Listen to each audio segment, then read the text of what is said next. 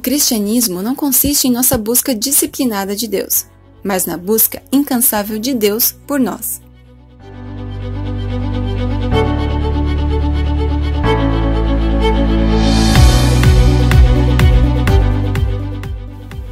Durante todo o mês de março, na comunidade Apóstolo Pedro, ouviremos sobre o amor ilimitado de Deus. É um dos legados de Cristo e o ponto principal do Evangelho. Nosso Deus é um Deus amoroso. No dia 8 de abril, amor para todos. Nós temos hoje a última pregação da série Amor Sem Fronteiras. E hoje, encerrando então essa série, Amor para Todos.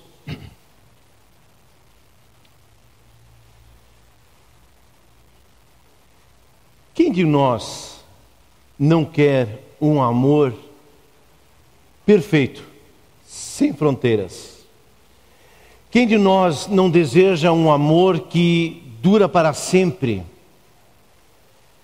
E quando nós experimentamos esse amor de Jesus, nós somos convidados também a repassar esse amor agora aos outros. O amor de Deus não é uma coisa mensurável. A gente não consegue medir o amor de Deus. O amor de Deus não é uma questão de porção que vai gastando ou sumindo. Não se trata de uma equação. Eu ouvi uma vez alguém perguntar para uma mãe de 10 filhos, e não foi minha mãe, tá? Se essa mãe, à medida que ela ia tendo os filhos, se o amor dela diminuía à medida que tivesse agora o 6º, o 7º, 8º, o 9º e o 10º filho. Ou se tivesse 12 filhos. Antigamente tinha essas famílias. E essa mãe disse, de jeito nenhum. Cada filho eu amo 100%. Eu costumo dizer a verdade, nem todo filho é igual da maneira do seu trato, né? Uns parecem ser um pouco mais simples e descolados, outros são um pouco mais devagar, outros mais complicados, mas de alguma maneira todos são amados igualmente. E por cada um deles a gente daria a vida. O amor de Deus também é assim, ele é 100% por cada ser humano. O amor de Deus, na verdade, é algo bem diferente. Paulo vai dizer que o amor jamais acaba. Que amor é esse? Não estamos falando do amor gostar ou amizade, que no grego a gente usa a palavra philos, filosofia, gostar da sabedoria, mas também a amizade é chamado de philos, né? Uma amizade, ela tem um caminho de duas vias. Você tem uma reciprocidade, você troca essa amizade. Também tem a palavra eros, que é o amor sexual, o amor apaixonado. Também é um amor de duas vias. Você recebe e você também se doa. E essa troca faz com que haja um relacionamento também afetivo, no sentido sexual e no sentido também relacional, conjugal. Mas não é desse amor que nós estamos falando. O amor de Deus, ele ainda é uma coisa totalmente diferente. Aliás, é tão diferente que João vai dizer, na verdade, em 1 João capítulo 4, versículo 8, que Deus é amor. Deus não apenas ama, ele se confunde, ele é amor. Então a sua natureza, ele exala, é como um copo transbordando aquilo, tudo que Deus faz, tudo é amor. Na sua criação é amor, o seu juízo é amor, a sua busca é amor, o tempo é amor, também as catástrofes é amor. É o tempo todo o amor de Deus interagindo, o amor de Deus jamais acaba. Por isso também no grego nós vamos chamar esse amor do amor incondicional, é o amor ágape. O amor faz viver, pois fomos feitos em amor por um Deus que é amor. A falta de Deus significa falta de amor, e a falta de amor gera um enorme vazio, que por sua vez leva a sequidão e morte.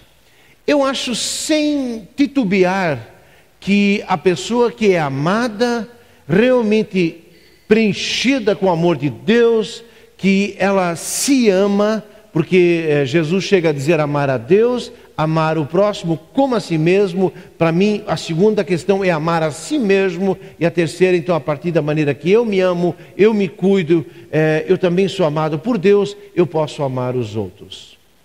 Então, gente, amor realmente é o significado da nossa existência. Em Atos capítulo 10, nós temos uma história muito interessante, e eu quero falar um pouquinho dessa história. Nós não vamos ler agora o capítulo todo, mas se você tiver condições essa semana, ler esse texto, eu diria assim, vale a pena para compreender ainda melhor aquilo que nós vamos trazer agora. Atos capítulo 10, na verdade, eu diria até que é um divisor de águas. Por quê? Porque esse texto na verdade, é algo que acontece onde até então, por séculos, o povo de Israel era o povo que tinha os oráculos de Deus. Esse povo agora, a partir de Jesus Cristo, a partir de Pentecostes, esse povo agora é para levar a bondade, o evangelho, o amor de Deus para todas as nações. O evangelho do amor de Deus que é para todas as nações. Como é que nós podemos fundamentar isso? Temos alguns versículos aqui. O primeiro versículo seria quando Jesus, podemos passar o próximo versículo, Mateus 5, 13 a 16. Vocês lembram aqui esse texto? Esse texto, ele é dito que Jesus fala então, vós sois a luz do mundo e vocês são o sal da terra. Qual é a dimensão desse luz do mundo? Não só de Israel, mas luz do mundo. Vocês são sal não só de Israel, mas do mundo. E assim os cristãos são convidados a serem propagadores do evangelho para o mundo todo. O próximo versículo nós vamos ver, Mateus 28, 18 a 20, onde Jesus mais uma vez diz, toda autoridade me foi dada no céu e na terra, e de portanto fazei discípulos de todas as nações. Novamente, a amplitude mundial. Próximo versículo, João 3,16. Deus amou o mundo de tal maneira. Não apenas Jaraguá do Sul, não apenas Schroeder, não apenas Massaranduba. Deus amou Santa Catarina, Brasil, o mundo todo. De tal maneira Deus amou o mundo. E quem é o mundo? Você faz parte do mundo, eu faço parte. Todos os seres humanos, 7 bilhões e 500 milhões ou 600 milhões de pessoas fazem parte do amor, são alvo do amor de Deus. Bom, gente, mais um versículo agora. Em Atos 1, versículo 8, nós vamos ver, mas recebereis poder ao descer sobre vós o meu Espírito e sereis minhas testemunhas em Jerusalém, em toda a Judéia, na Samaria e até os confins da terra. Quando eu entendi uma vez a dimensão, aqui primeiramente significa simultaneamente a palavra grega. Ela significa, você é para ser missionário e testemunhar da sua experiência com Deus. Aonde? Aqui, no local onde você vive e mora. 2, aonde? Na Judéia. É o círculo um pouquinho maior, é do outro lado da rua. A Samaria seria aqui agora uma experiência já numa outra cultura, intercultural. Você é para ser bênção também para as outras culturas. E finalmente até os confins da terra. E se nós invertermos a situação a partir de Jerusalém, certamente nós aqui em Jaraguá seríamos os confins da terra. Não era o Império Romano, que era uma região conhecida, mas era aquilo que extrapolava, e isso com toda certeza nos alcançando hoje também através do Evangelho. Mas eu preciso explicar a história lá de Atos 10. Vamos deixar esse slide ainda. É o seguinte, aqui tem uma experiência muito interessante. Eu preciso contar por partes. Primeiramente, o que aconteceu aqui? No versículo 1 a 7, nós vamos ter a situação de um tal de Cornélio. Era um homem romano na cidade de Cesareia, E nessa cidade havia um homem chamado Cornélio. Ele era um oficial da guarda romana, de uma guarnição de mais ou menos 100 soldados, por isso centurião. E ele era então um oficial dessa tropa aí de 100 soldados. Ele diz ali que era um homem de oração. Interessante, não conhecia o evangelho, mas era um homem de oração. 2, ele era alguém muito bondoso, muito generoso na sua atitude. Uma coisa que me chama a atenção também nesse texto, ele diz que um dos oficiais lá era uma pessoa temente a Deus, e toda a sua família era temente a Deus. Que coisa linda! Nós vamos ver aqui agora, essa é a parte agora do Cornélio. E esse homem, uma tarde, 15 horas, ele estava em oração e ele tem uma visão. Aparece um anjo e diz: Cornélio, eu vi a tua piedade, eu ouvi as tuas orações. Incrível. 2, eu vi a tua generosidade, a tua maneira como você lida com aquilo que Deus te foi confiado. Deus enxergou um homem que não era nem cristão, lá de uma outra cultura, a sua generosidade. Bacana isso. O que mais? E eu ouvi a tua oração, e aí diz assim: agora pega alguns homens, mande esses homens para a cidade de Jope, porque lá, na casa de Simão, o curtidor, que tinha um curtume, à beira-mar, lá naquela casa, um homem chamado Simão, tem um outro homem chamado Simão Pedro, que está lá morando alguns dias. Vai até lá, fala com ele. Assim que passou esse momento de visão e de revelação, Cornélio pega lá 2 pessoas e pega aquele soldado temente a Deus e diz: vão, por favor, eu tive uma visão e eu preciso enviar vocês para a cidade de Jope, lá na casa do Simão Curtidor, à beira-mar. Vocês vão até lá, batem na porta e perguntem por um tal de Simão Pedro, que era um dos 12 discípulos. Eles saíram, certamente levaram algumas boas horas, talvez chegaram apenas no dia seguinte, ou saíram só no dia seguinte, enfim. Como se não bastasse, no dia seguinte, ao meio-dia, novamente hora da oração, lá na cidade de Jope estava Simão Pedro. Era hora da oração, mas ele também estava com fome. Ele não sabia se ora ou se come, cheirinho de comida no ar, diz lá que estava sendo preparada a comida, e ele ora, mas não consegue se concentrar, comidinha cheirando, aquela coisa toda, e de repente ele está lá meio inquieto, mau humor, ou sei lá, e tem uma visão, um êxtase. Alguma coisa aconteceu. E também teve uma visão que diz assim, aliás, desceu um pano branco, um lençol, com animais na verdade impuros. Animais eram répteis, quadrúpedes, vários animais que Pedro, ele estranhou aquela visão. E aí veio uma voz disso: Pedro, você está com fome? Mata e come esses animais. Não, de jeito nenhum, Senhor. Eu nunca coloquei uma coisa impura na boca. Não, de jeito nenhum. Interessante. O outro era um pagão e disse: sim, Senhor, fala. Aqui Pedro agora era um homem temente e disse: não, Senhor, eu não vou comer isso aí. O que aconteceu? O lençol sobe, desce novamente e diz: Pedro, mata e come. E assim pela terceira vez, e Pedro disse: Senhor, de jeito nenhum. E aí vem a voz e diz: por que você considera impuro alguma coisa que eu purifiquei? E aí o Espírito Santo diz: tem gente batendo agora na tua porta. E nesse instante veio o pessoal da Cesareia e disse: nós estamos aqui querendo falar com Simão Pedro. E Simão Pedro diz: já estou sabendo, o Espírito Santo já falou. E agora as duas pontas, as duas situações se encontram e elas fazem o nó. Pedro recebe esses irmãos, eles pernoitam, ficam lá até a noite, e dia seguinte eles seguem junto então para agora a Cesareia. Quando eles chegam na Cesareia, aquela casa estava apinhada de gente. Parece que havia uma ansiedade com a vinda do Pedro, havia alguma coisa muito forte no ar. E quando Pedro vem agora, eles percebem que algo está acontecendo e Pedro começa a falar do Evangelho. Vai falando do Evangelho, vai proclamando, vai falando, e acontece que à medida que eles estão falando, aliás, Pedro fala e ele ainda diz assim, senhores, eu não poderia estar aqui, porque um judeu não pode falar com um não judeu. Mas eu estou aqui porque Deus me mandou para cá e disse que eu não é para considerar impuro aquilo que ele purificou.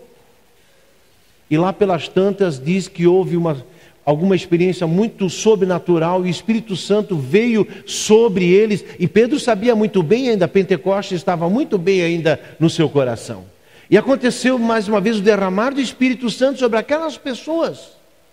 E como se não bastasse, eles continuaram falando, proclamando o Evangelho. E aí alguém perguntou, o que importa sermos batizados? E aí Pedro batizou aquela turma e continua falando ainda. E os não-judeus, aliás, os judeus cristãos, que tinha alguns lá também, ficaram admirados que o Espírito Santo agora estava falando para os não-judeus.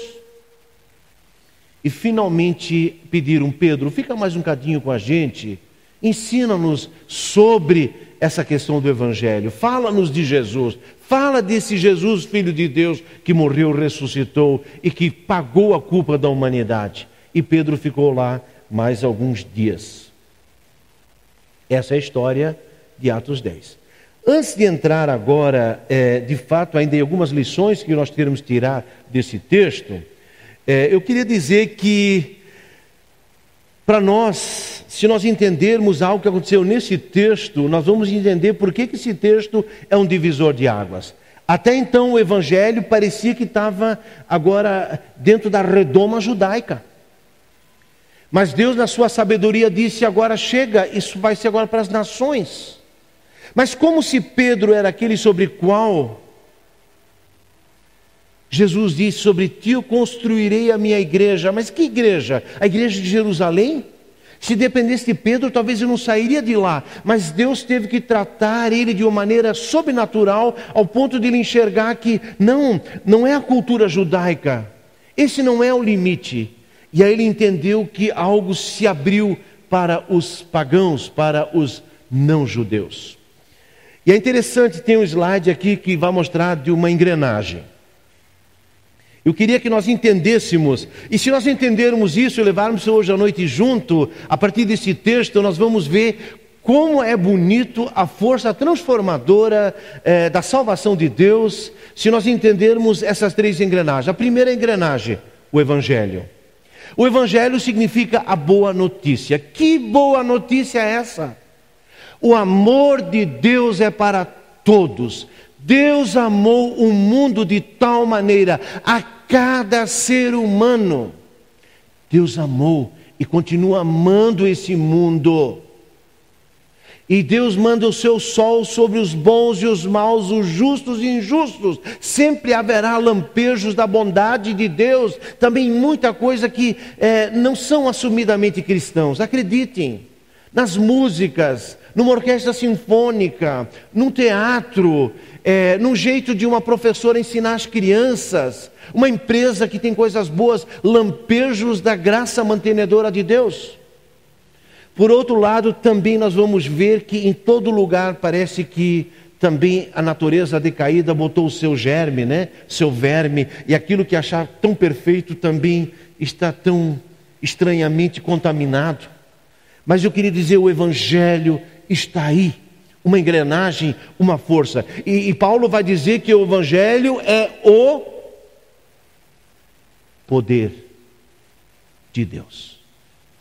Poder de Deus. A palavra aqui grega é dunamis. Dunamis é a dinâmica. O Evangelho tem uma dinâmica transformadora. No momento que nós entendermos que Jesus Cristo é o Filho de Deus que foi enviado da eternidade para este mundo, morreu numa cruz, ressuscitou, e quem crer nele, ainda que morra, viverá. E se com a tua boca confessares que Jesus é Senhor e que o teu coração creres que Deus o ressuscitou dos mortos, conforme Romanos 10:9, você será salvo. Como você será salvo? Se você realmente confessar que Jesus Cristo é Senhor e se você crer que Ele ressuscitou dos mortos, você será salvo. Evangelho, o poder de Deus para cada ser humano. A segunda engrenagem, igreja. Se nós lermos agora em Efésios capítulo 1, nós vamos perceber que lá o apóstolo Paulo vai dizer que esse Evangelho, que é a revelação de Deus em Cristo Jesus, ele foi entregue para a igreja. Que igreja é essa? A igreja católica? A igreja luterana? Presbiteriana? Batista? Assembleia de Deus? Aqui Lutero vai dizer que essa é a igreja visível, é a igreja placa, instituição. Mas nessas igrejas tem aquelas pessoas que foram lavadas pelo sangue do Cordeiro, que entenderam que Jesus é o Filho de Deus, receberam Ele na sua vida. Essas pessoas formam o povo de Deus, e um dia Jesus vai buscar a sua igreja. Essa é a igreja invisível, essa igreja que está aqui em Jaraguá, que está também em Curitiba, que está em São Paulo, que está nos Estados Unidos, que está no Canadá, que está na Europa, que está na Rússia, na China e no Japão e em todos os países. Evangelho que foi dado à igreja. Só que agora tem uma terceira engrenagem, é a cultura. Pode ter certeza, a cultura judaica, 1000 anos antes de Cristo era uma, 500 anos depois era outra, na época de Jesus era outra, 200 anos depois era outra, 1000 anos outra. A cultura de 50 anos atrás era uma, de 20 anos era uma, diferente de hoje. A cultura é dinâmica, ela é muito dinâmica. Por isso agora apenas olhando, entendendo essa engrenagem, isto será igual a transformação. O amor para todos nós vamos conseguir botar ele em prática quando nós transpormos alguns impedimentos culturais. Foi isso que Pedro tinha que fazer lá em Atos 10. Ele teve que ser confrontado com a sua cultura. E se ele tivesse ficado na sua cultura, ele não teria conseguido levar esse evangelho para lá de jeito nenhum. Deus teve que tratar ele. Eu gostaria que isso ficasse muito forte hoje à noite, e que levássemos junto, para entendermos por que eu não consigo às vezes ser uma bênção maior para os meus colegas, lá na escola.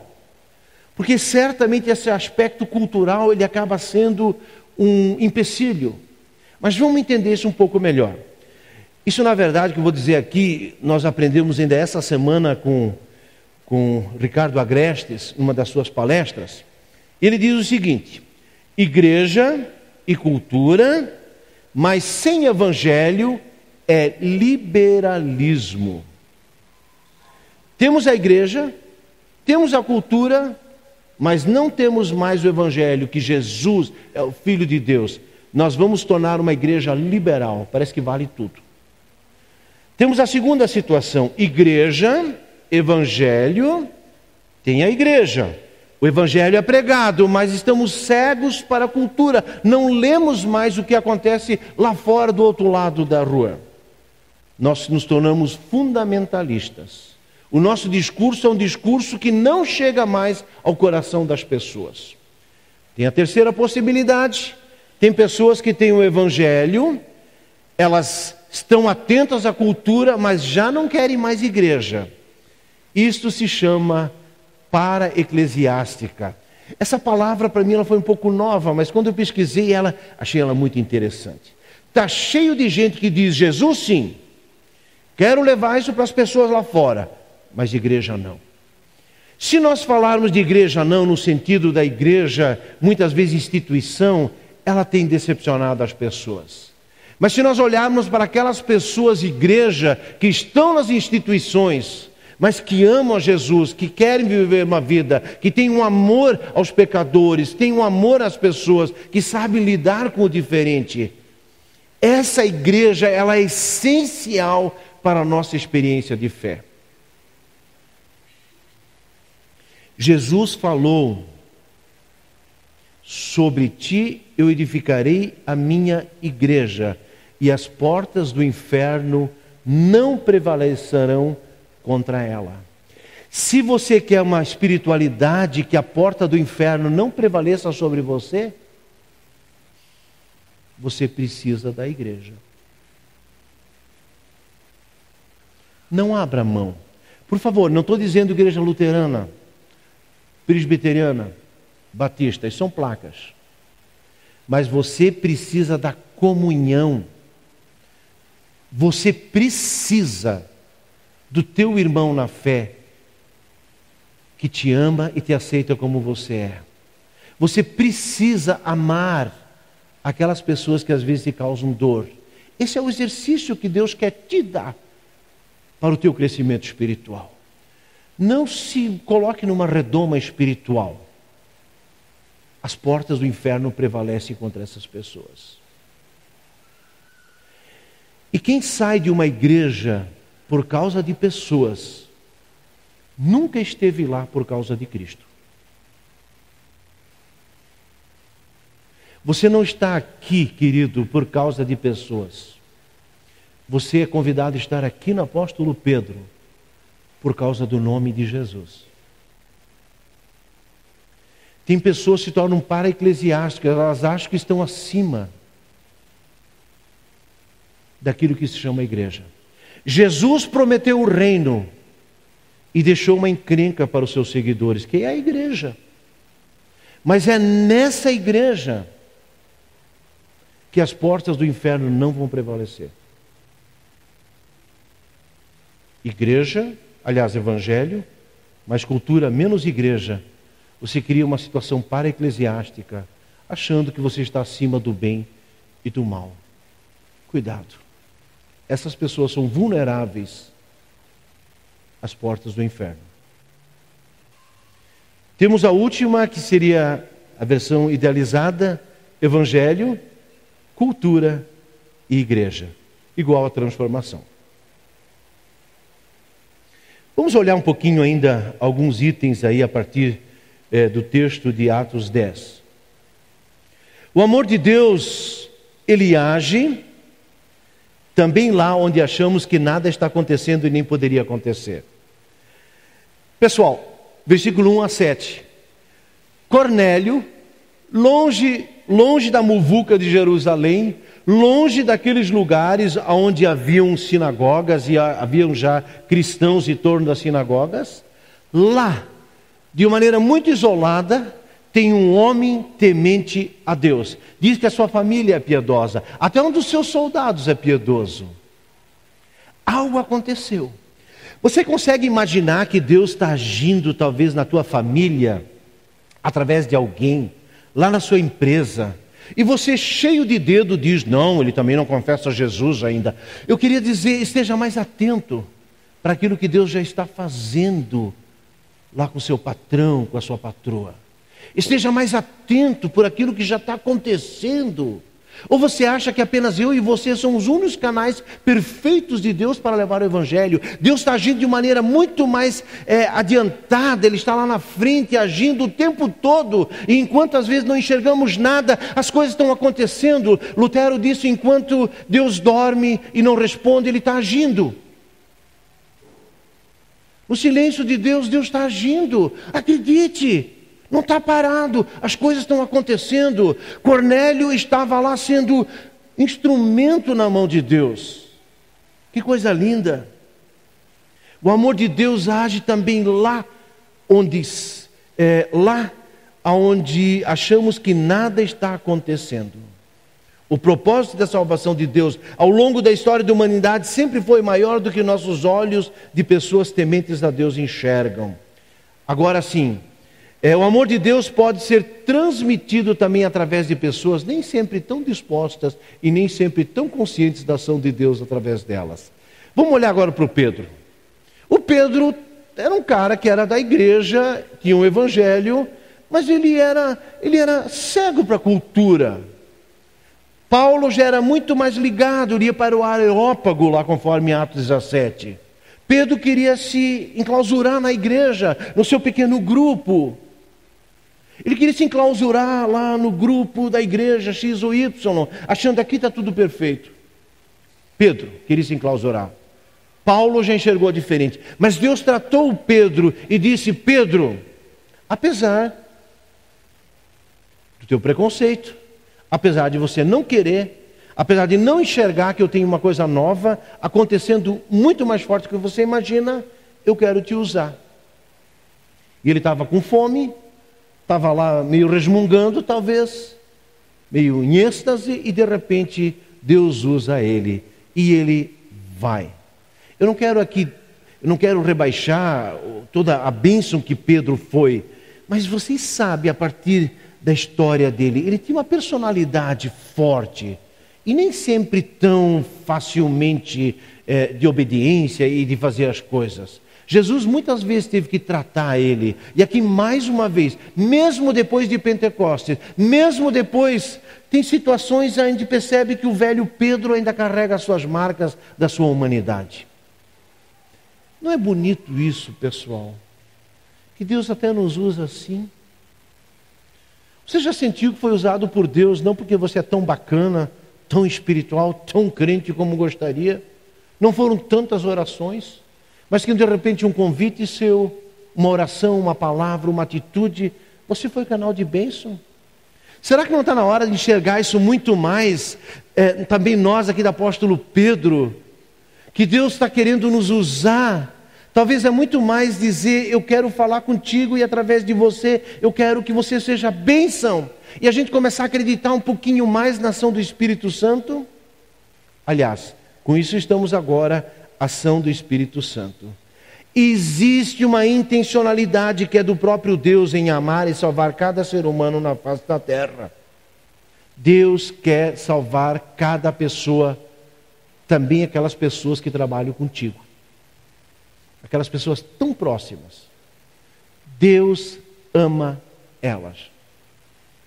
E se você tem dificuldade de amar elas, coloque-se um pouquinho diante da cruz. Enxergue o que Deus fez por ti. Quando a gente percebe o que Deus fez pela gente, de alguma maneira a gente se torna mais condescendente com os outros. Se é difícil amar a pessoa do seu lado, então olhe para a cruz e você vai perceber quanta coisa Deus tem que dar baixa do seu pecado e colocar sobre Jesus Cristo. E aí você começa a olhar também que aquela pessoa do seu lado, ela tem o direito à misericórdia do Senhor. Ação e missão sempre são primeiramente de Deus, mesmo a do Espírito Santo. Isso foi assim no Antigo Testamento, foi assim na primeira igreja, ao longo dos séculos da cristandade, e hoje não é diferente. Se alguém faz alguma coisa, é o Espírito Santo em nós e através de nós. O texto de Paulo a Timóteo nos ajuda. Isso é bom e agradável perante Deus, nosso Salvador, que deseja que todos os seres humanos sejam salvos e cheguem ao conhecimento da verdade. Deus quer pegar cada ser humano e conectar com a verdade que é Ele. Cada ser humano, e Ele está agindo dia e noite para que isso aconteça. E quando nós colocamos ainda talvez a nosso testemunho, nossos dons a serviço, quanta experiência bacana nós poderíamos estar assistindo, pegando aqueles 2 fiozinhos e fazendo tch, e a luz apareceu. Tem gente esperando você conectar o fiozinho e simplesmente para dizer: pronto, a minha vida mudou a partir disso. Alguém fez isso por você. Alguém te convidou, alguém te inspirou, alguém te trouxe para o grupo de oração. Alguém te trouxe para a igreja. E tem gente bem pertinho de você, precisando que você diga: encoste aqui, ó. E a luz começa a brilhar na vida dessa pessoa. Deus quer que todos cheguem ao conhecimento da verdade. Pois há um só Deus e um só mediador entre Deus e homens, e homem Cristo Jesus. Pedro se encontra com as pessoas enviadas por Deus da Cesareia. Essas pessoas pernoitaram em Jope, cidade onde Pedro se encontrava. Pedro não hesitou em acompanhá-las e foi agora até a casa do Cornélio.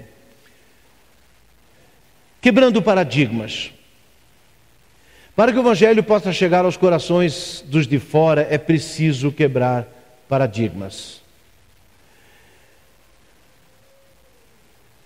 Tem mais um texto aqui, por favor?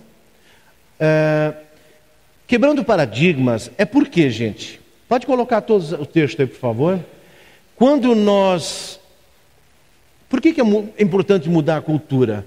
Porque a gente acha que a cultura às vezes é evangelho. Hoje de manhã eu coloquei isso aqui na igreja e algumas pessoas estranharam um pouco, mas eu posso dizer de fonte segura que talvez há 80 anos atrás, as pessoas se encontravam no pátio da igreja, nos cultos das manhãs, com as suas carroças, vindo 3 Rio do Norte, João Pessoa, né? Vinham 1 hora de carroça e vinham antes. E para quê? Para poder conversar. Rapaziada de um lado, as mulheres de outro.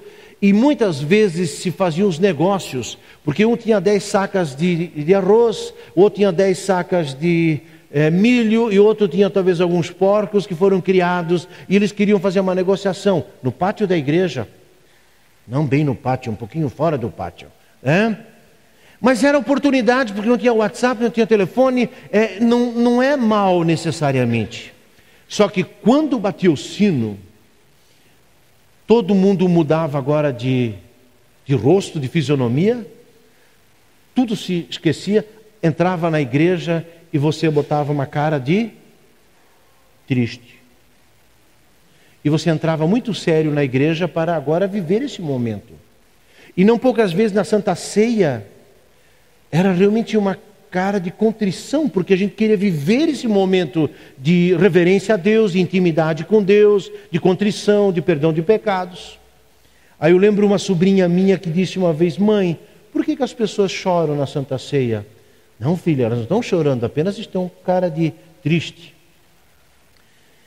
Mas, pessoal, vocês estão entendendo, para deixar o mundo fora, entrar agora no sagrado, se tinha essa posição.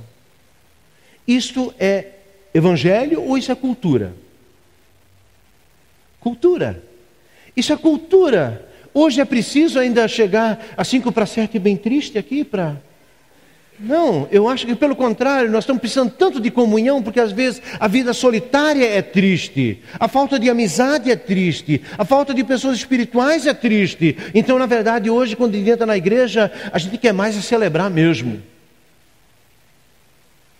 Então, pessoal, é preciso a gente se adequar à mudança de cultura. Aqui eu lembro daquela pequena história: mãe, por que cortar o rabinho do peixe quando a gente frita ele? Ah, minha filha, sempre foi assim. Mas por que sempre foi assim? Ah, não sei, eu aprendi já com a tua avó. É mesmo? Vó, por que cortar o rabinho do peixe quando a gente frita ele? Ah, minha filha, não sei não. Eu ensinei assim, eu recebi assim, passei para tua mãe, e aprenda, minha neta, sempre cortar o rabinho do peixe. Mas quem sabe fala com a Bisa lá no quartinho dela: ô Bisa, por que cortar o rabinho do peixe? Oh, minha filha, isso é muito simples. É que nós tínhamos uma frigideira pequena, a gente cortava o rabinho do peixe. Mas agora a frigideira é grande e ainda se corta o rabinho do peixe. Moral da história: às vezes a igreja se prende a questões culturais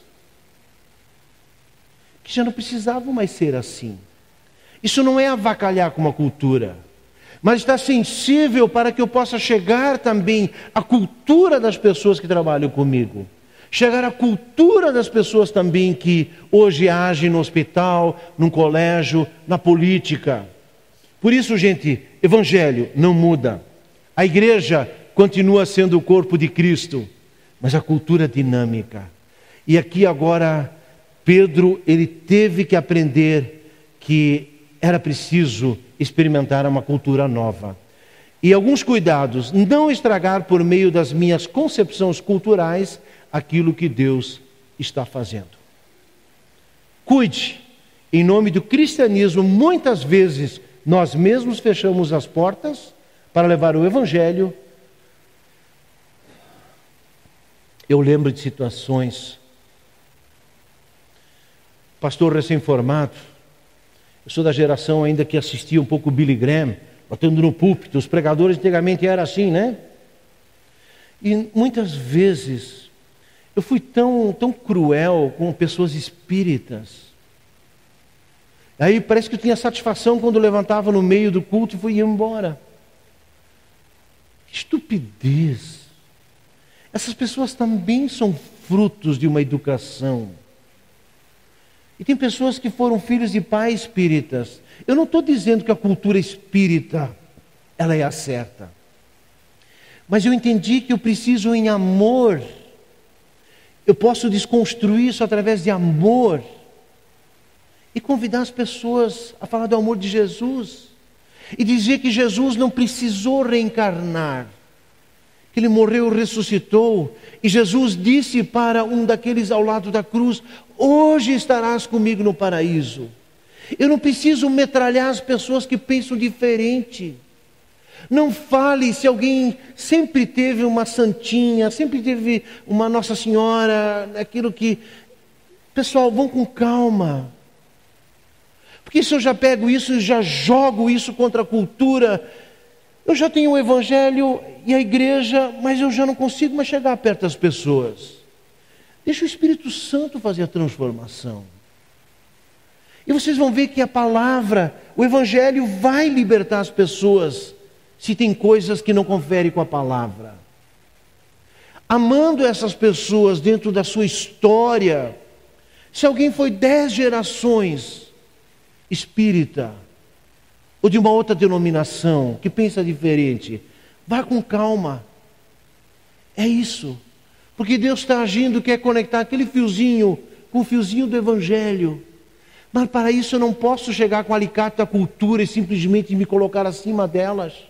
Jesus, Ele veio para a cultura judaica, mas Ele sobrepôs essa cultura. Jesus entrou na cultura judaica, mas Ele não ficou como um fariseu. Ele fez a diferenciação. Jesus amou a prostituta, mas nem por isso se envolveu com ela. Jesus amava os publicanos, mas nem por isso Ele se tornou um ladrão. Quando nós entendermos que o Evangelho, a força da igreja, do cristianismo, com olhos atentos à cultura à nossa volta, eu acho que nossa missão de transformação ainda será bem diferente. Finalmente, queridos, ferramentas do amor de Deus para a transformação do ser humano. Aqui teve um testemunho do Cornélio, cultura, o papel dos cristãos, igreja, a mensagem do Evangelho. Esses 3 aspectos, que coisa linda, queridos, a força que nós podemos ter quando nós entendemos que, tendo atenção para a cultura, o Evangelho e a nossa missão da igreja ainda será outra. E finalmente o último slide, que quer dizer a transformação é o resultado do Evangelho, igreja e cuidado com a cultura. Enquanto a palavra era pregada, o Espírito Santo desceu sobre todos os que ouviam a mensagem. Os judeus já convertidos ao cristianismo ficaram admirados que Deus também estava agindo além dos muros das suas igrejas.